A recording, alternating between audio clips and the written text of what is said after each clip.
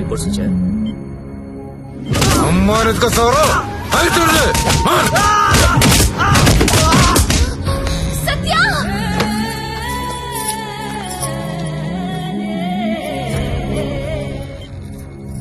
Treatment and room cost is 3 lakhs.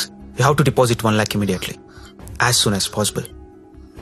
But doctor, I don't have so much money. It's an emergency. We have to save him. You should deposit the amount. Then only we can start the treatment.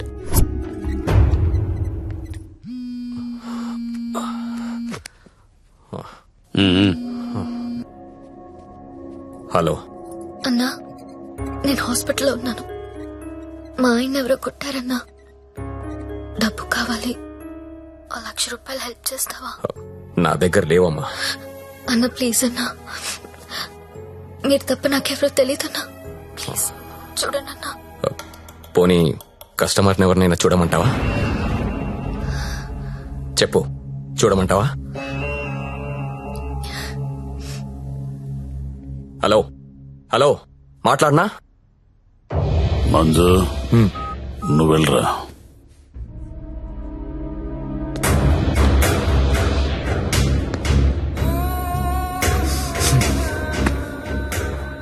₹1,00,000 కట్టాలంటగా, డబ్బులున్నాయా? ఇవి కౌంటర్లో కడతా, నువ్వు కంపెనీకి వెళ్ళు. నీ కొత్తేం కాదు, నీకు అలవాటైందే. ఆలోచించుకో, నీకు ఇదే గతి, వేరే ఆప్షన్ లేదు. ఎందుకంటే నీ మొగడి జన్మలో లేవలేడు.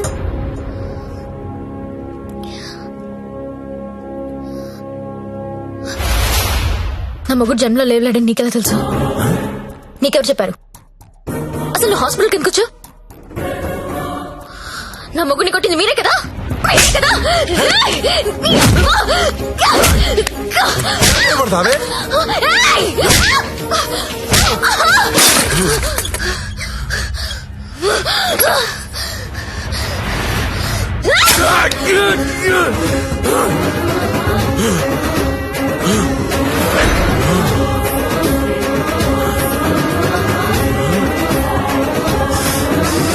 చెరకు చూడంగానే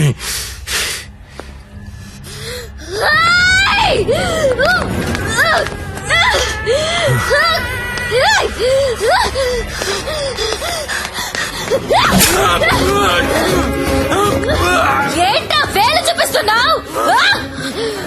చూపిస్తే కోసేస్తా.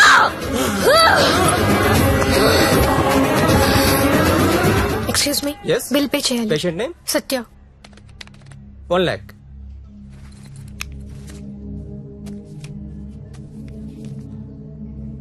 అక్క, నేను డబ్బు కట్టినట్టు ఎవరికీ చెప్పొద్దు. వాళ్ళకి తెలిస్తే చంపేస్తారు. వస్తాను. నందిని, నువ్వు చేసిన హెల్ప్ నేను ఎప్పటికీ మర్చిపోలేను. అలా అనకక్క, నాకెప్పుడు హెల్ప్ కావాలన్నా ముందుంది నువ్వే. వస్తాను.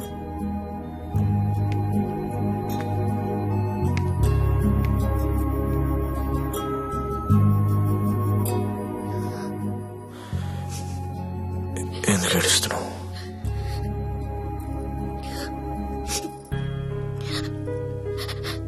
నన్ను చేసుకోవడం వల్లే కదా నీకు ఇలాంటి పరిస్థితి వచ్చింది.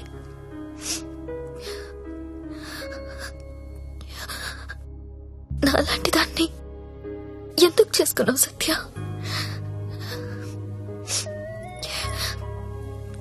నేనెప్పుడు నిన్ను అడగలేదు, ఇవాళ అడుగుతున్నాను. మరి నాలాంటి దాన్ని ఎందుకు చేసుకున్నావు? చెప్పు సత్య.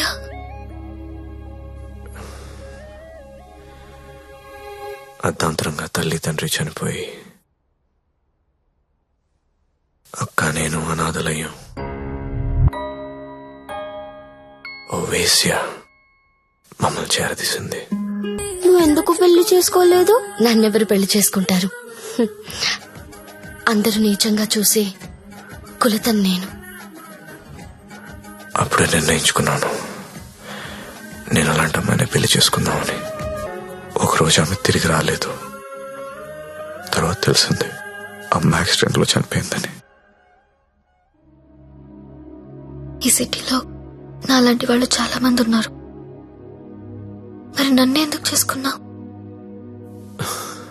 నిన్ను మొదటిసారి మార్కెట్లో చూశాను. చూడగానే నచ్చేసావు.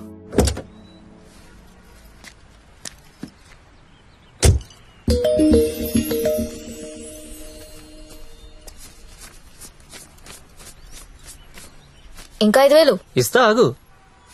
ఏ okay bye. Bye.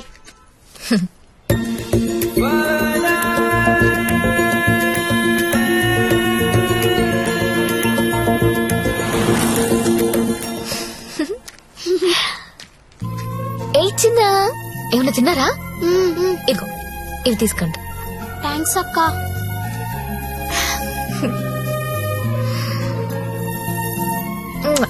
Bye. Bye అక్క.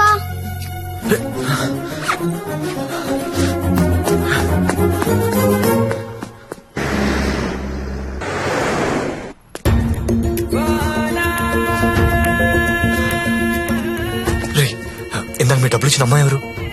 మాకు తెలియదు, అప్పుడప్పుడు వచ్చి డబ్బులు ఇస్తది. అవునా? నీలో మా అమ్మ కనిపించింది. ఒకసారి నా మాట నేను చెప్పేది వినవే. అది కాదే. ఏంట్రా అలా ఉన్నావు? ఇంట్లో ఏమైనా గొడవైందా? ఇద్దరు కొట్టుకుంటే అది గొడవరా, అదే ఒకత్తి మీదడిపోతే పెళ్ళంటారా, దాన్నే పెళ్ళంటారు. దాన్ని చేసుకుని నా జీవితం మంట కలిసిపోయింది. నువ్వు లక్కీరే, తప్పించుకున్నావు.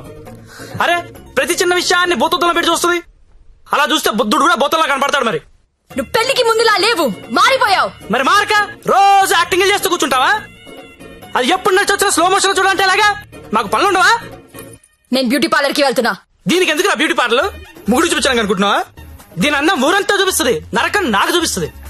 దీనికి తోడు ఫోన్ లో ఉన్న అమ్మాయిల మెసేజ్లు అన్ని చదివేస్తున్నారా? ఏం చేయాలో అర్థం కావట్లేదు. అదేంట్రా, నీ ఫోన్ కి లాక్ పెట్టుకోలేదా? లాక్ ఏంట్రా, టచ్ స్క్రీన్ రా. నా ఫింగర్ పెడితే కానీ ఓపెన్ అవ్వదు. కానీ మా ఆవిడ ఏం చేస్తుందో తెలుసా?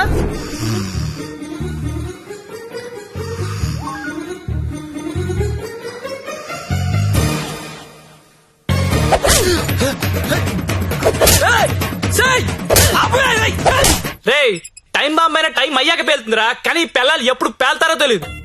ఎప్పుడో పాత క్రెడిట్ కార్డు బిల్ అండి లాగి గంగాబాయ్ కంపెనీ అంటే ఏంటని అడుగుతుందిరా. ఏం చెప్పను రా, ఏం చెప్పను? ఆడపిల్లలు చదువుకున్నా పర్లేదు గాని పిల్లలు మాత్రం చదువుకోకూడదు. ఈ జీవితంలో నువ్వు నన్ను అర్థం చేసుకోలేవు. వీళ్ళకి నెలలా చంసు, రోజుకో రకంగా ఉంటారు. 100 మూడు షిఫ్ట్లు ఇక్కడే గొడవలు అయిపోతుంటాయి. అరే, ఒక మూడు అర్థం చేసుకునే లోపు ఇంకో మూడులోకి వెళ్ళిపోతుంటే ఎవడర్థం చేసుకుంటాడు రా? వెళ్ళి ఎవడర్థం చేసుకుంటాడు? మీరు ఆడదాన్ని అర్థం చేసుకోవాల్సిన అవసరం లేదు. రెస్పెక్ట్ ఇస్తే చాలు. ఎందుకంటే ఆడది మీకు ఎప్పుడు అర్థం కాదు.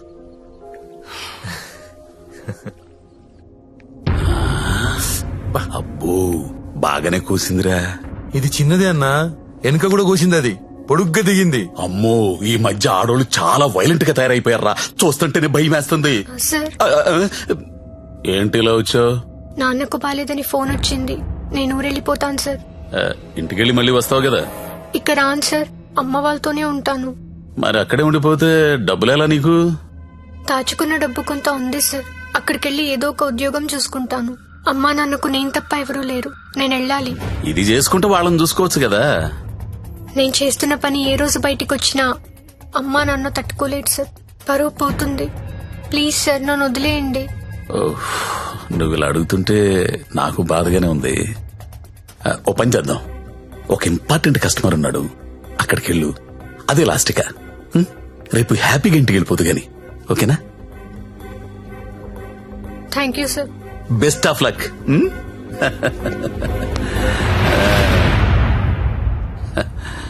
అదిరా మంజు విషయం. ఆ అమ్మాయికి పరువు పోతుందంట, వాళ్ళ అమ్మా నాన్నకు తెలియకూడదంట. చివరిసారిగా కస్టమర్ దగ్గరికి వెళ్ళింది. ఇప్పుడు సడన్ గా అక్కడ పోలీసు రైడింగ్ జరిగి ఆ అమ్మాయి ఫోటో పేరు టీవీలో వస్తే వాళ్ళ అమ్మా నాన్న ఇంటికి రానిస్తారా? రానివ్వరు కదా. అప్పుడు పర్మనెంట్ గా ఇక్కడే ఉండిపోతుంది. మన సీఏతో మాట్లాడు సరే.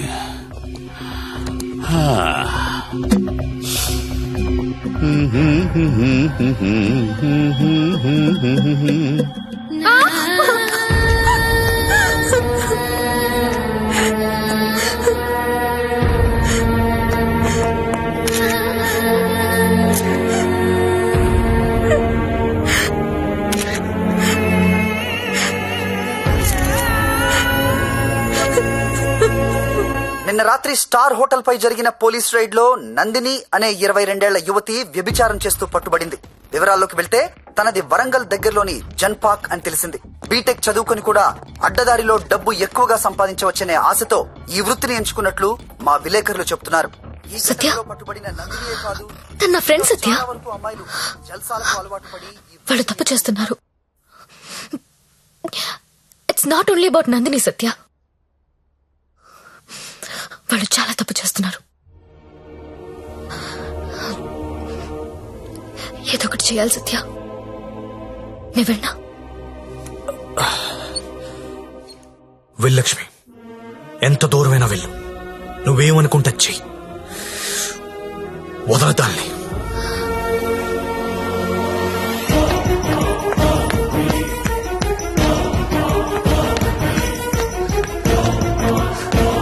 నందిని ఎక్కడా? నువ్వెవరో? నందిని ఫ్రెండ్ ని. నీది కూడా అదే పనా? అవును, నాది అదే పని. నిన్ను కూడా లోపలయ్యాలా? వేయండనా. తప్పు చేసినప్పుడు అందరినీ లోపలేయండి. పోలీస్ రైడ్ లో దొరికినప్పుడల్లా అమ్మాయి పేరు, ఊరు, వయసుతో పాటు అన్ని టీవీలో వేస్తారు. కానీ ఆ మగాడి పేరు మాత్రం బయటికి రాదు. ఎవడు సార్ ఆ ప్రముఖ పారిశ్రామికవేత్త? అని టీవీలో చూపించరు. మీరు ఆడదాని పరువు తీస్తారు, మగాడి పరువు దాస్తారు. నందిని ఎవరితో దొరికిందో వాణ్ణెందుకు అరెస్ట్ చేయలేదు? రేడ్ చేసినప్పుడు వాడక్కడ లేడు. ఆడక్కడ లేనప్పుడు అక్కడ వ్యభిచారం ఎలా జరుగుద్ది? హోటల్లో అమ్మాయి ఒక్కతే ఉంటే అది వ్యభిచారి ఎలా అవుతుంది?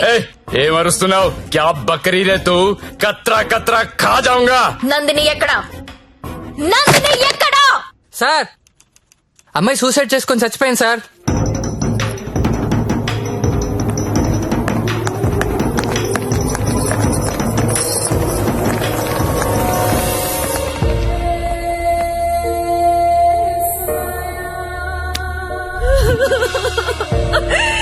చచ్చిపోయిందమ్మా, నా కూతురు చచ్చిపోయింది. అమ్మా ఉద్యోగం వచ్చింది, సింగపూర్ కు వెళ్తున్నానని చెప్పడం వరకే నాకు తెలుసు. ప్రతి నెల డబ్బులు పంపిస్తుంటే నా కూతురు సింగపూర్ లో ఉందని అనుకున్నాను. నిన్న టీవీ చూస్తే తెలిసిందమ్మా. తల్లిదండ్రులకి ముఖం చూపించలేక పరువు పోతుందని ప్రాణాలు తీసుకుందమ్మా. నా కూతురు అలాంటిది కాదమ్మా, అలాంటిది కాదు. ఆ వెధవలే మా అమ్మాయిని మోసం చేసి ఈ రొంపలోకి దించారమ్మా. అన్నా వింటున్నావా? ఆ తల్లి అడుపు విన్నావా? ఒక నందినియే కాదు, కొన్ని వందల మంది అమ్మాయిలు ఈ రాకెట్ లో ఇరుక్కున్నారు. అర్జెంట్ గా ఈ రాకెట్ ని మూయించండి. రాకెట్ ఏంటి రాకెట్? ఇక్కడ అలాంటిది ఏమీ లేదు. ఉందని చెప్తుంటే లేదంటావేంటి? నేను అందులో నుంచి బయటకు వచ్చిందాన్ని. వాడి పేరు నారాయణ్ పట్వారి. అమ్మాయిని కిడ్నాప్ చేసి బెదిరించి బ్లాక్ మెయిల్ చేసి రాకెట్ నడుపుతున్నాడు. ఆడిని మనస్ఫూర్తి కూడా తిట్టలేకపోతున్నారు, ఎందుకంటే ఇంకో ఆడదాన్ని తిట్టాల్సి వస్తుందని. ఆ నా కొడుకుని లోపలేస్తావా లేదా? అలాంటి రాకెట్ లేదని చెప్తున్నాను కదా, అర్థం కావటం లేదా? ఎంతిస్తున్నాడు? నెల నీకు ఎంతిస్తున్నాడు? అది ఒళ్ళు కొవ్వెక్కి డబ్బు కోసం పడుకునే వేశ్య. నువ్వు కూడా అదే బాపతి కదా, అందుకేనేమో దానికి సపోర్టు. అవునన్నా, డబ్బు తీసుకున్న మేము వేసిలవైతే అదే డబ్బు తీసుకున్న నిన్నేమనాలి?